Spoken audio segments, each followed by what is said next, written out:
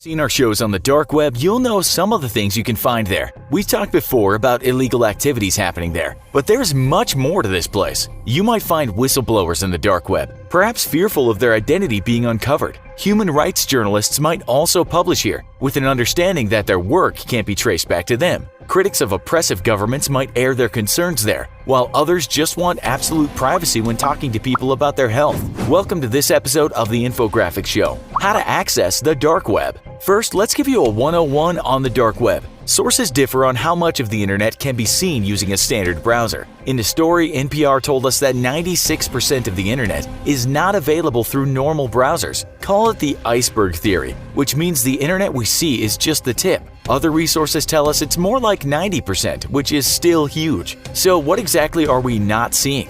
First of all, we should understand the difference between the deep web and darknet sites. The deep web might not be quite as degenerate as the dark web. The deep web is simply part of the web that can't be accessed through conventional browsers. One expert tells us despite many representations of a nefarious underground operating out of sight, the deep web is mostly benign private databases and web resources not meant to be accessed by the general public. Lots of data online isn't available to our prying eyes. Companies or banks have private databases, or some websites might not want to be indexed. They want to remain unsearchable. It's not really that surprising that most of the information flowing around the internet is protected. But then we have the dark web, and that's a totally different thing. This is a place where one wants absolute anonymity. Not to say people don't get found, they do. As we said, you might find political dissidents working there. In some countries, you could still lose your freedom or life for criticizing a leader or ruler. How does it work? How do people get this anonymity they require? Well, the darknet both incorporates encryption and also uses special privacy browsers. The best known is Tor, which is sometimes called the Onion Router.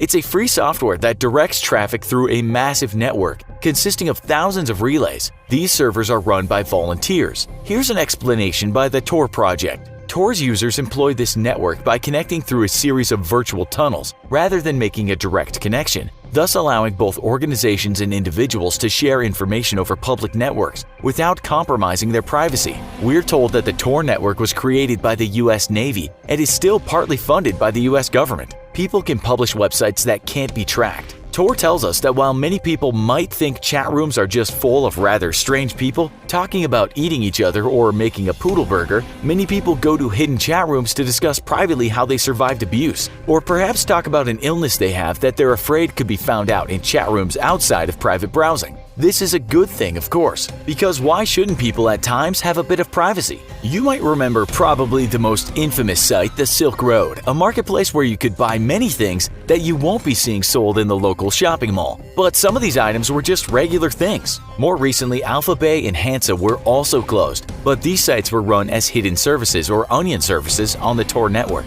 But this show isn't about what we find on the dark web. It's more of a how-to show to tell you how to access the dark web. It actually isn't hard at all. So first, get yourself a virtual private network or VPN if you're intending to get on the dark web.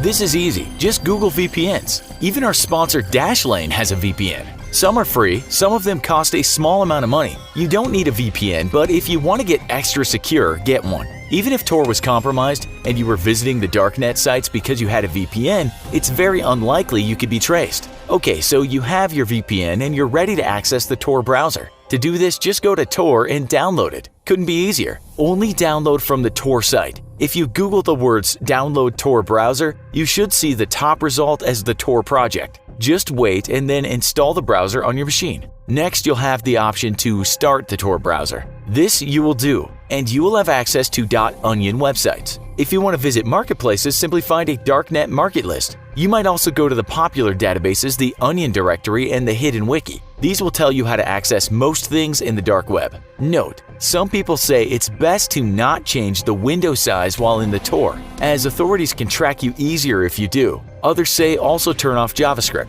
Some others say that you should put tape over your webcam, because you just never know. Hey, Mark Zuckerberg does it. Disable your mic too. Basically shut down all apps that are on your computer. It should go without saying that you don't use your real name and try not to send anyone a photo of yourself. You should also use an anonymous email account. When you're done with your session, just shut your computer down. Voila! You've been in the darknet, and you've done it the safest way. The dark web can be a pretty scary place, but for most people, they really just want to look for themselves for one reason: to see if their personal information is being bought and sold on digital marketplaces. You could try to access the dark web yourself, but there's an easier way. Dashlane offers a free dark web scan that will automatically find out if your information is up for sale and what exactly that information is, from your driver's license to social security number or even telephone number. And by signing up with Dashlane, you can help secure your internet experience by using their VPN to browse quickly and safely. Head on over to dashlane.com/infographics for a free 30-day trial.